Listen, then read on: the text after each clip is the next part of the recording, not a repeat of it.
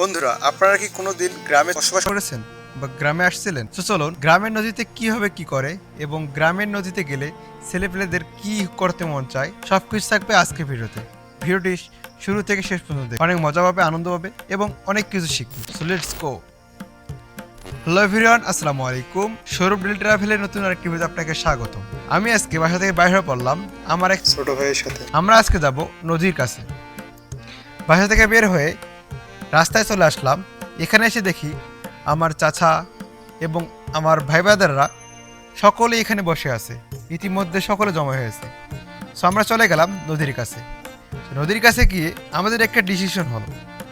So বন্ধুরা, নদীর কাছে এসে আমরা চলে গেলাম নদীর ওপারে। কারণ গ্রামে বসবাস করলে মজা ছাড়া কিছুই নেই। মজা করতে হলে অনেক কিছু করতে হয়। তার জন্য আমরা চলে গেলাম নদীর ওপাশে। ওপারে গিয়ে আমরা একটি বাগানে প্রবেশ করলাম।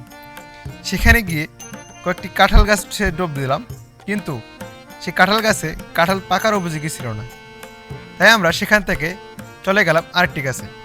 সেখানে গিয়ে দেখলাম একটি কাঁঠাল পাকার মতো অবস্থা। সো আমার এক ভাই চললো, কাঁঠাল পাড়ালো, কিন্তু কাঁঠালটি ছিল পচা।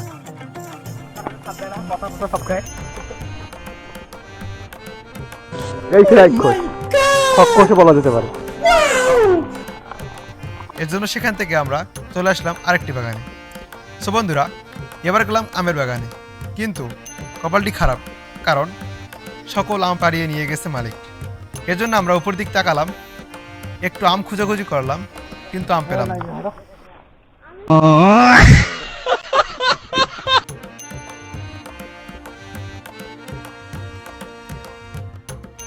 ওকে, যখন পেলাম না তখন আমরা চলে আসলাম সকলে আবার নদীতে।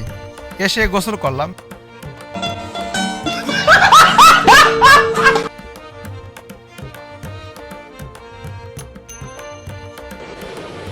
अच्छा ठीक है।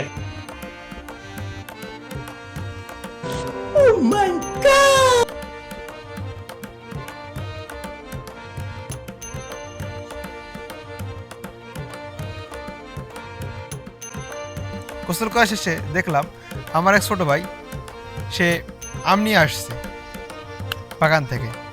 আমরা পাইলাম না, কিন্তু সে পেয়েছে। তাই জন্য আমরা তার কাছ থেকে কয়েকটা আম নিলাম, নিয়ে খাওয়া করতে করতে বাসায় চলে আসলাম। সো বন্ধুরা, ভিডিওটি কেমন লেগেছে অবশ্যই কমেন্ট করে জানাবেন। সৌরভ ডেলি ট্রাভেল চ্যানেলটি অবশ্যই সাবস্ক্রাইব না করে থাকলে অবশ্যই সাবস্ক্রাইব করবেন। দেখা হচ্ছে নতুন আরেকটি ভিডিওতে, নতুন আরেকটি গল্পে। ততক্ষণ বন্ধু সুস্থ থাকুন। আল্লাহ হাফেজ। প্রথমে আমি বলি, আমার একটি ফ্রেন্ড আসছে, কিন্তু এটা আমার কলেজ ফ্রেন্ড। সবাই চিনেন, আমার ভিডিওতে সে থাকে অবশ্য।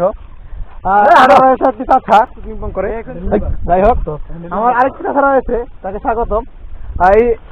এই চাচার বিষয়ে কোনো কিছু বলা যাবে না, কারণ এই চাচা হচ্ছে মুন্সি, কাওয়াশিবের ইমাম বলতে বলা যেতে পারে, কারণ আমাদের মসজিদের ইমাম সে প্লাস মুয়াজ্জিম। তো দেখুন চাচাকে ভালো করে দেখুন। আমার চাচা তো বলা যেতে পারে আমার ফ্রেন্ড পড়ে গেছে। এই কি কাহিনী? আহা, আমার হতে পারে আমার ফ্রেন্ড কি? আচ্ছা ঠিক আছে।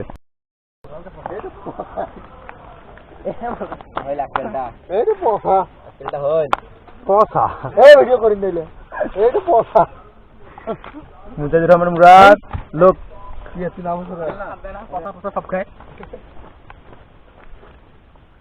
গাইছে খোশ খককসে বলা যেতে পারে।